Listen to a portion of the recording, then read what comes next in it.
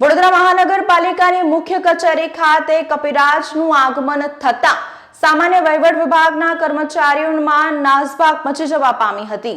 Vadodara municipal કોર્પોરેશનની કચેરીમાં કપિરાજનું આગમન થયું હતું।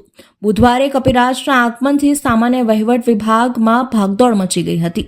સામાન્ય વહીવટ વિભાગ સહિતની ઓફિસો છોડી કર્મચારીઓ બહાર ભાગ્યા હતા। એક કર્મચારી મોબાઈલમાં દ્રશ્યો કેદ કરવા જતા કપિરાજ ઓફિસમાંથી બહાર આવતા એ કર્મચારીને પણ ભાગવું પડ્યું હતું। ભારે જહેમત બાદ કપિરાજને વન વિભાગની ટીમે ઝડપી પાડ્યો હતો। કપિરાજ ઝડપાતા કર્મચારીઓએ હાશકારો અનુભવ્યો હતો। આજ સવારે ઓફિસના દરવાજા ખોલતા વાંદરો અંદર આવી ગયો હતો ઓફિસમાં, જે ઈજાગ્રસ્ત અવસ્થામાં હતો।